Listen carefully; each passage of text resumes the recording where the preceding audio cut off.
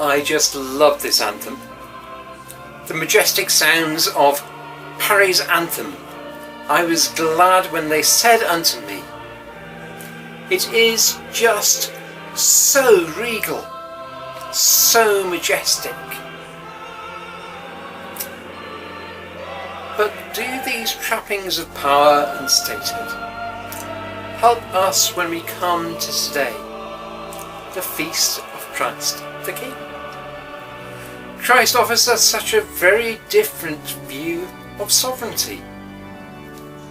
Indeed, if Christ is sovereign over the world, why is it that the world is in the grip of a pandemic? This morning I want to look briefly at two stories in the Bible where we see Christ showing a very different kind of sovereignty. The first is when the disciples James and John start arguing for the best seats in the kingdom. They're desperate to sit at the left and right hand of Christ. Yet Jesus is clear. His kingdom is going to be different. Yes, they were used to the rulers of the world bossing and bullying. And I guess with recent events, we've seen too much of that as well. But Jesus makes it clear. His kingdom is going to be ruled in a different way. Those who want to become first are going to have to be last. It's all about becoming a servant to each other. Indeed, when we think about Jesus and his sovereignty over the world, we need to think of it not in the context of medieval kings leading their armies into victory, but rather within the context of the cross. Jesus chooses to exercise his sovereignty not with power, but as servant of all. Indeed, Jesus' death on the cross is almost certainly the most powerful act of servanthood the world has ever seen. And how does he engage with us, especially at times like this? Then surely that is with tears. In John chapter 11 we have that wonderful story prefiguring Jesus' own resurrection with the raising of Lazarus.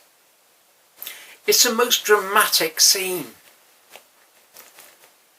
But before that, as Jesus gets to the tomb, we have the shortest verse in the Bible. Just 2 words. Jesus wept.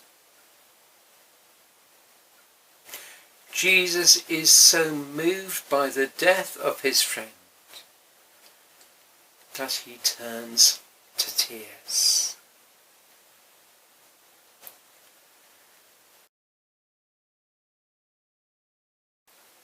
Bishop Tom Wright, the great biblical scholar, says this about that moment. He has trusted his Father and is looking ahead to what must happen now.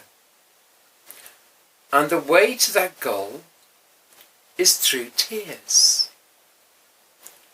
The God who John has told us became incarnate in and as Jesus of Nazareth is the God, the Word made flesh, who weeps at the tomb of his friend. That could be the clue to a great deal of wisdom. Wisdom that we need rather badly right now. In a world when the pandemic seems to have such a hold, isn't it wonderful to remember that Christ is there? Yes, sovereign over the world, but expressing that sovereignty through tears, through the tears of his people, and being there alongside his people too. Sovereignty like no other. And it's just as we look up to see Christ that we find Christ alongside us, sitting with us in our hour of need.